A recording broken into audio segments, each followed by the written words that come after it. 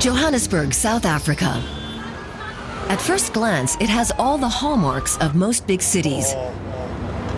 And yet the differences are just as stark. So colorful and friendly. And at the same time, sinister and threatening. With the World Cup in full gear, soccer fans from across the globe have gathered here, including Guenther, Ingo and Andreas from Germany.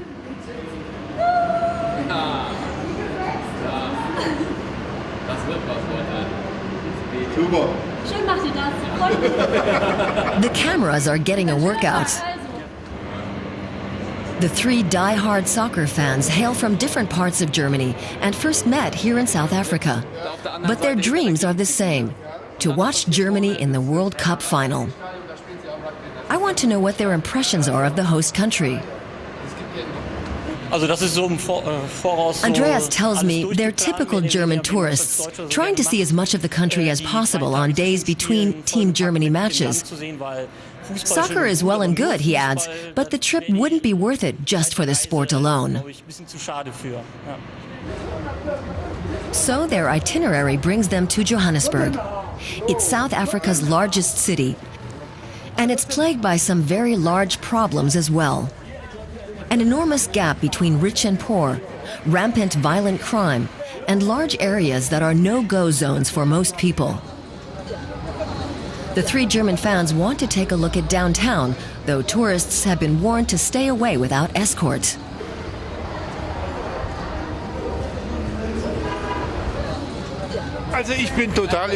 Guenther is surprised at the jovial atmosphere. He says they were warned repeatedly that the downtown area is dangerous and that security can't be guaranteed.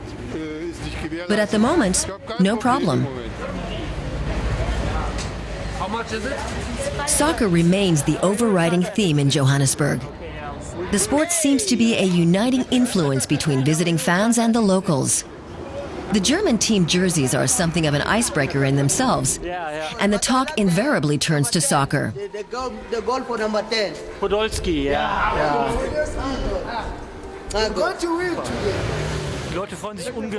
Andreas says the locals seem very happy to welcome us as guests. That's fantastic. They act the same way we did when Germany hosted the World Cup 4 years ago. The trio feels like seeking out a place with a bit more flair. They hop aboard a bus specially reserved for World Cup tourists.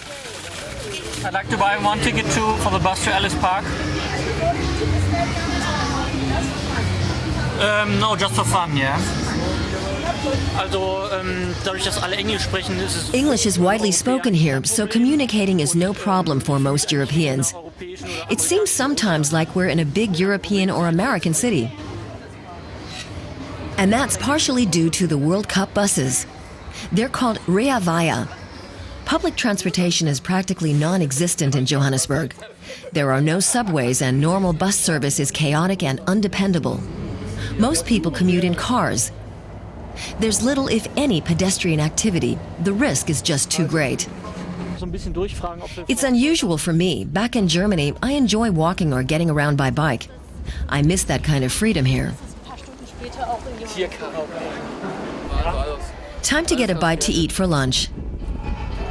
At the stadium, the three pals check out a local fast food joint. The Spatla is a sort of South African hamburger. Ingo says that up to now, they've only been eating familiar things such as hot dogs at the stadium or in restaurant hotels.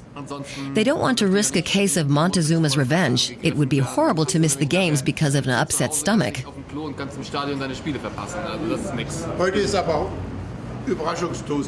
We don't want any surprises. We travel past the track and field stadium on the way to the Ellis Park Arena. Attendants are busy preparing the stands and the pitch for the next match. 7 World Cup games will be contested here. All of the venues benefit from massive security. Organizers have put a high priority on ensuring fan safety. Also die Mordrate hier in Südafrika ist... As a German looking at the statistics, the murder rate in South Africa is astronomical. But fans are safe here as long as they follow a few fundamental rules. Just stay away from restricted areas, and that does the trick. Wo man nicht hingehen soll, das reicht eigentlich schon. And fans are always at risk of an outbreak of World Cup fever. We decide to try a restaurant near the stadium before the next game. This is what we find.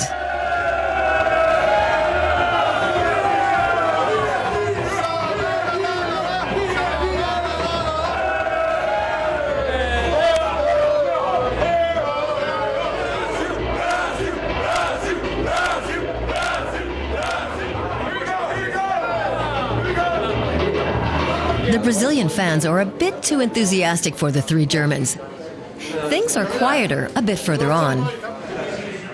We were in a bus for 18 hours, 9 hours to go from Pretoria to Durban and then 9 hours back.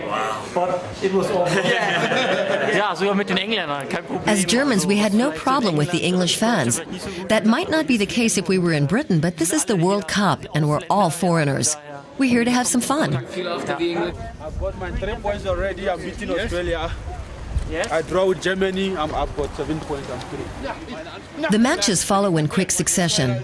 My 3 German fans decide to watch the second game of the day at a public viewing venue. But it's difficult to find a taxi that will take us there, and we're unfamiliar with the area. Suddenly, 2 security officers are on hand to escort us. They warn that this district is unsafe. Only when we're safely in a taxi do we breathe a sigh of relief. It's a good idea to come here and But the 3 guys still wouldn't risk it on their own. Ingo says that he'd never try to walk around by himself in an area like this. He adds the 3 friends made a pact always to travel as a group. das haut schon hin. We leave Johannesburg on the way to Sandton. It hosts one of the 6 FIFA-approved and organized public viewing venues. 2 of those are in the Johannesburg metro area. This one is easily reachable by car. I ask whether they can really enjoy the World Cup. Andy tells me it's different than in Germany. Back home, it's easy to reach the city center, and there's always a local tavern where you can celebrate the game with other fans. That was a fantastic part of the 2006 World Cup. Here you have to plan every move in advance. There's no room for spontaneity. It's just not as easy as in Germany. Ja, man kann nicht so spontan sein wie in Deutschland. Innisfree Park hosts Sandton's fan zone. It's secure and far away from the city center. It's freezing cold despite the sunshine. Perhaps that's why so few people are in attendance. The venue is sadly lacking in excitement. There are a few hardcore fans to watch the match with, but I still long for the warm and boisterous atmosphere of 2006.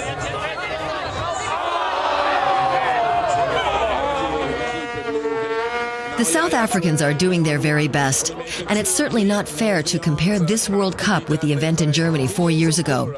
Still, something's missing. The next day, I visit the public viewing venue on my own. Guenther, Ingo and Andreas are in the stadium to watch Germany's heartbreaking loss to Serbia. Serbia 1.